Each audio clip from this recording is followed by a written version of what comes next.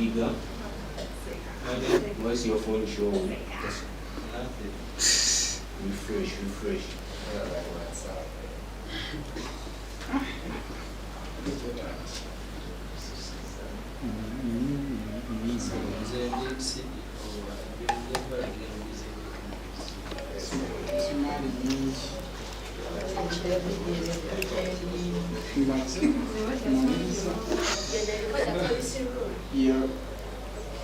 Esther, I trust you. Oh yeah, start taking the food.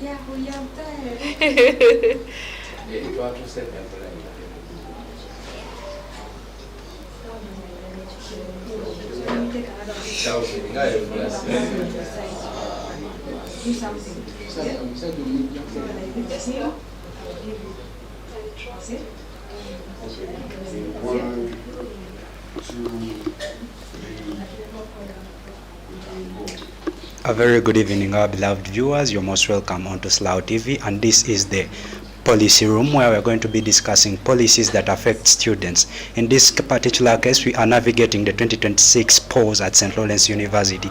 I am Musinwa Chauvin, your host of the day. And today we host a very special lady, great lady. If my memory is right, she won an award of the overall actor on the culture gala that was organized last year. She is the president of the South Sudanese organization at St. Lawrence University.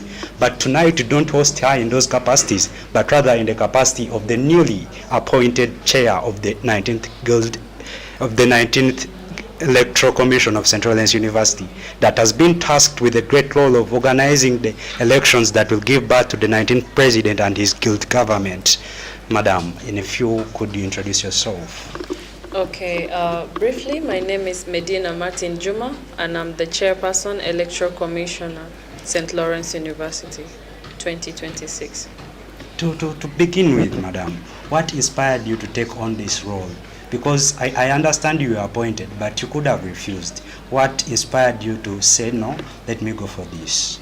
Well, my inspiration lies in so many ways. First of all, I'm so much inspired by, let me say, my way of solving problems, and I do have that ability. So I always jump into these opportunities and say, why can't I be the one that will create change at SLAU University? You've heard from the lady, she is going to spearhead change. Madam, now to begin with, to start with, in a picture that was shared on the university channel on Friday evening, it showed 6 people, and it was quoted that the 19th Electoral Commission, I don't know why I'm confusing it with the guild, or is it because we are heading into the election, but the question on the picture was that the 19th Electoral Commission, to be specific, are you 6 commissioners? Yes, we're 6 commissioners right now. Okay, interesting. But in the constitution that was adopted in 2013, the St. Lawrence Guild Constitution, Article 43, subsection 1, it clearly says the guild president shall appoint 5 commissioners, after consulting with the speaker and the dean of students. Interestingly, you're 6. How has this change come about? Okay, that's a very interesting question. Yes, constitutionally, the electoral commissions has to be 5, but then there is this 2 that is recruited by the administration. It's always to support or to substitute where we are short. So for now we are 6, and then we're expecting the last person to be recruited by the administration on the day of the voting as well. So in total, we're going to be 7 electoral commissions. Okay. So if you don't mind, could you break for us the roles of the 7 commissioners? I understand your duty is to chair and head the commission. What are the roles of the other 6? Well, each and every electoral commission do have their roles that they may know best, but let me give you a brief of their roles. First of all, the vice electoral commissioner is to fulfill in for wherever I'm out or for any emergencies that I could be not at the seat. So he has the right to take over. As we do have the electoral commissioner secretary publicity, so of course her role is to deal with the finances, holding of each and every application fees and any other fees that could be there. And we also do have the general secretary, that is to record each and every day activities that we do, and at the end we write a report of what we can do. So this is what I can tell you. Okay, thank you.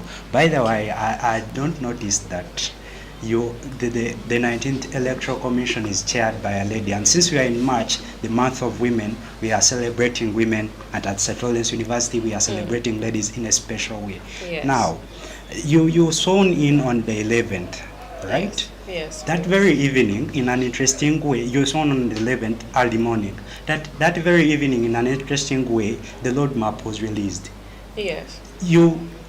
How could you tell the viewers the kind of speed you used to devise a roadmap within not more than 5 hours? Or this roadmap was made by the staff?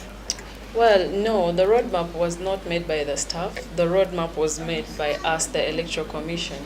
For indeed, we were sworn in on the 11th of March in the morning, if I'm not mistaken, around 10 in the morning. It was 11? Yes, 11. Immediately we had a sit down as we were sworn in, because responsibility or the time starts clicking from then.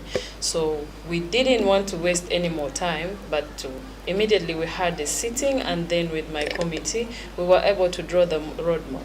Not only draw the roadmap, but immediately the second day we had a lot of progresses as well, pinning all the information around campus. As you can see, all the SLAU platforms are very full with information. So this is what we do best. Okay, I love this. Now I understand where you said in your introduction that you're a lady who solves problems. You literally solved a problem that could have took men more than 2 days or 7 days in just 5 hours. I'm Interesting. flattered. Kudos.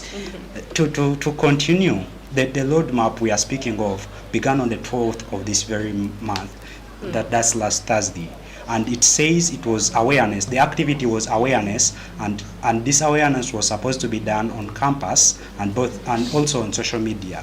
Yes. But to speak realistically, the awareness on campus was limited. Okay, with social media I could applaud you, because information was shared and flooded all over the WhatsApp channels, the main WhatsApp channels of the university. That's information access and voice up. But on campus, what went wrong? Well, on campus we did pin the Manila papers all around, but challenge comes when maybe they are taken out or something, but we kept replacing also those around campus. We kept replacing those Manila papers for students to access the information. Okay, then we would like to warn students who vandalize property, in this particular case the Manilas that were spreaded by the commission. Stand out, stay warned. The roadmap further says on the 13th, picking of nomination forms began. Yes. What was expected of the candidates as they were picking nomination forms? Okay, expectations of the Electoral Commissioner to the candidates picking the nomination forms. The first thing is the application fee, which is pinned everywhere. That is the first eligibility. For you to be an aspirant, you have to pick the nomination fee, and then the one of the basic most requirements is the application fee. Otherwise, in the nomination form, after you have picked the nomination form, each and every information that you need or any of the requirements that you need is behind the nomination form. So as soon as you pick the nomination form, you go through it, you get the campaign code of conduct. That is the next page. And then on the last page, you have all the requirements that is needed when you're handing over back the nomination forms. Earlier today in the morning, we had a conversation where I was meant to ask you how many candidates had picked up their nomination forms. And you say this information was very confidential. Yes. And that was because the clock was still ticking for anyone who would have loved to pick their nomination forms, any aspirant candidate. But according to my watch, it's 5:33, and it seems picking up nomination forms is closed, right? So could you now tell us the number of candidates that have picked up nomination forms? Well, still not specifically. It wasn't, the confidentiality still goes on, okay? Because this is not the time for, let me say, it's not yet open air campaigns, okay? And yes, today is the last day of the nomination picking. And then there are these people that they have picked, and then there were some shortages somewhere. Okay, so it is until when the campaign is maybe official, so the electoral commission can be able to release out how many candidates have applied and how many MPs have applied. But for now, we're still undercover. Yes, she's a lady of principles. She won't speak secrets. But if you want to know all this, if you want to know the number of candidates that picked up their nomination forms, we shall be knowing this, and as SLAU Media team, we shall be closely following, and we shall be bringing you this very information probably tomorrow, because tomorrow it will be vetting. Heading to vetting, madam. Okay, before vetting, tomorrow actually we'll be returning of the nomination forms. I'm very sorry. Yes. So what is expected of the candidates as they return their nomination forms? Well, every expectation that is required from every candidate is those requirements that are written behind the nomination forms. All the requirements are listed over there, and then every candidate that will bring with those will be eligible for the vetting. Because tomorrow by 4:30, that will be the end of returning of the nomination forms. But I hope that every candidate as well is working so hard and have put all the documents that are required and make sure they are the photocopies of the documents, not the original. Okay, thank you. Still about returning of the nominations, in the constitution that was adopted in 2013, under Article 43, which is the electoral procedures, I'm forgetting the subsection, but there is a subsection that says candidates shall return their nomination forms with at least 50 signatures from students that second them. How are we going to verify these signatures? Well, because I could go and forge signatures. So what is the process of verification of the signatures like? Well, in honestly speaking, there is no verification of those signatures needed. What is needed is, it is one of the requirements. One, we only need 50 signatures from those who are aspiring for guild president and the vice. This is why we need 50 signatures. But for the member of parliaments, for those MP faculties and all the MPs, we need 35 signatures. And there could not be any verification, but it is just as a requirement needed. Okay, let's head to the vetting process. How is the vetting process like? Who is in charge of it? How is it structured? What's going to happen in the vetting process? Well, still the electoral commission is in charge of the vetting process, because this is the committee that head this, and the vetting room is going to be full of the electoral commissioners, first of all, and our vice chancellor will be there, the dean of students, the academic registrar, the estate manager, and so many staff members that could help. So how the vetting is going to go is, we're going to have these guild aspirants and their vice, and they will be asked questions from any individual in the room.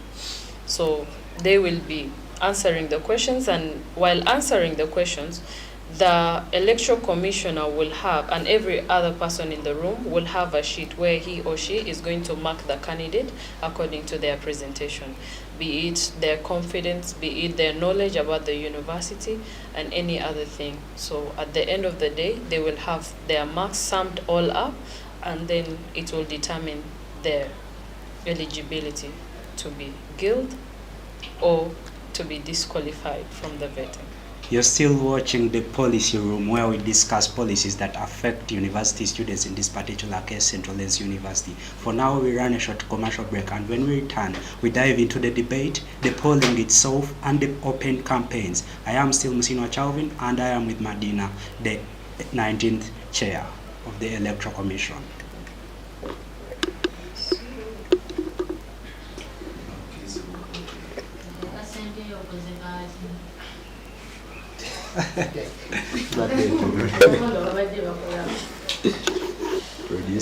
To the audience, how did we do? Is there corrections?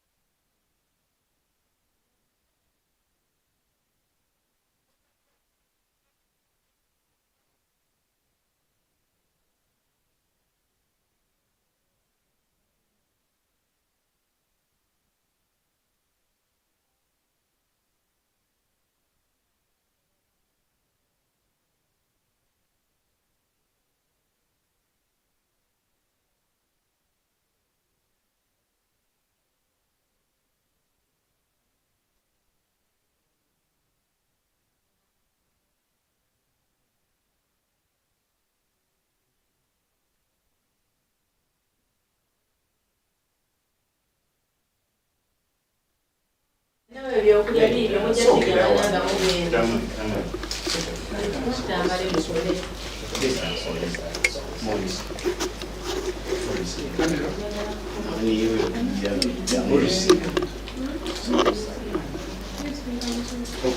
in 1, 2, 3, but You're most welcome.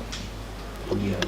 You're most welcome. You're still watching the policy room where we discuss policies that affect university students. In this particular case, we are navigating the polls of 2026 at St. Lawrence University, where we shall be electing our girl president on the 27th of this very March. And tonight I'm with a lady who is in charge of organizing a free and fair election. Madam, Yes, please. in the beginning I did not thank you for giving us your humble time. I realize you're one of the most, if you're not the busiest student right now at campus, then I don't know who it could be. But thank you for giving us your time. Now, You're to pick up from where we ended, open campaigns. What is expected of the candidates during this time of open campaigns? Open campaigns will be beginning on Thursday, 19th until Yes. 25th. Yes. What is expected of the candidates? What code are they following? Well, for the open air campaigns, this is one of the things that I told you. In the second page of the nomination forms, there is campaign code of conduct. So each and every candidate is expected to follow those rules and regulations strictly to avoid any inconveniences. So there will be an open campaign. They are free as long as they don't mess with the school properties. They are allowed to use flyers or banners. They can use the seal tape that is easily removed from the walls to not disorganize the premises of the school. In this period of open campaigns, will candidates allowed to be partisan? When I say partisan, what I mean, will they be allowed to affiliate with different political parties? Let's say candidate A puts out posters that are painted red in a way that he or she is affiliating with the NUP or NRM party or any other party. Is this allowed? Yes, please. This is allowed because the campaign is an open campaign. You can choose how you want it to be as long as you don't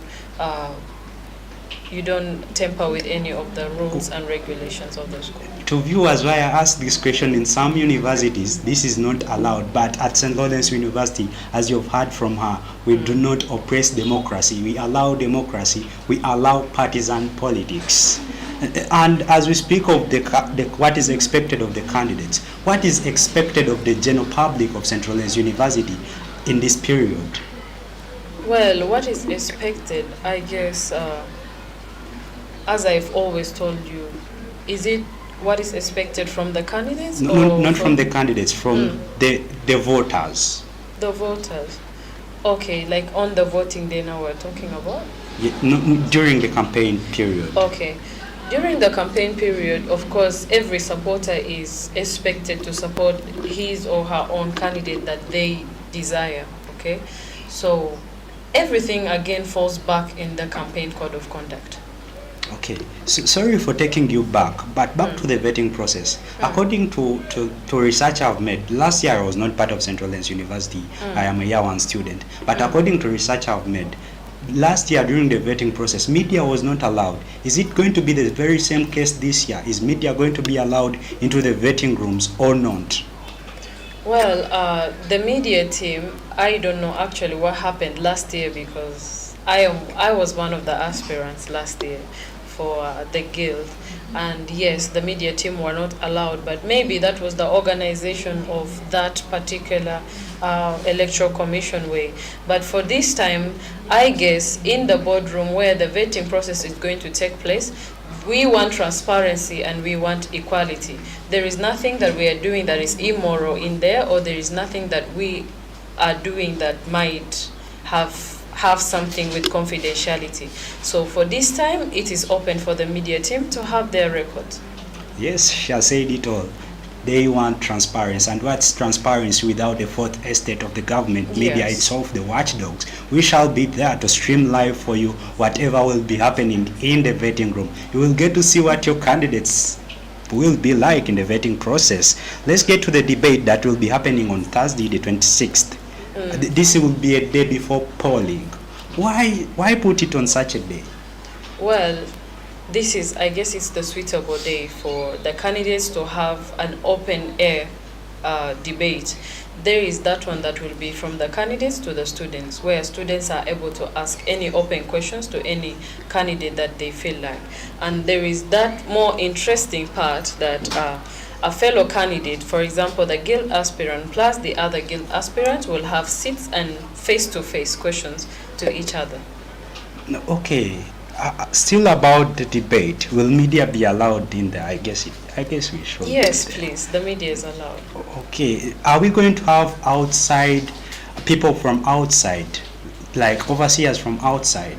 Well, that one we're still undecided, but for now I cannot say yes, but we are getting ready to be hosted by maybe SLAU personnel. And I know this office is always open for media. We shall be contacting you to get to know. And when we get to know this, we are tasked to deliver it to the general public of Central Lens University. Now heading to the very interesting part of this debate, of this show, the awaited day, Friday 27th of March. Yes. It will be the polling day. Yes. At what time will polling commence? Well, polling commences in the morning. I can say since 8 a.m. or sometimes even 7. But you are free to vote because there are other people that have businesses to do or something else. So you can come at any time of the day and cast your vote, and then you can exit the premises. So this means polling materials will arrive at least a day earlier? Yes, please. Okay, polling is an interesting question. So to a student out there, what are the requirements for them to access the polling stations? Well, the requirements to be able or to be eligible to vote is going to be our registration card. So you should carry your registration card. Yes. Okay, how is the setting going to look like? How many polling stations are we looking at? Where are they going to be located? Well, we're going to carry out the voting process in the main hall, that is the Chimuli main hall, St. Lawrence University. And the process would be from the doorway. When you enter, you meet the chairperson, which will verify your registration card. And then you proceed to the next seat, where you'll also find other personnel that will as well re-verify or to register your name. So it will be a nice process, I guess. So, still about polling, Article 43 of the Constitution, of the Guild Constitution that was adopted in 2013, says the Electoral Commission shall announce results within 12 hours. How ready are you to pull up on such a time? Well, within 12 hours, in my opinion, 12 hours is such a very, very big time for just results announcement. I will say confidently that after the voting and after the counting of the votes, immediately there and then, it shall not even take an hour, and we shall read out the results. Okay, when will polling close?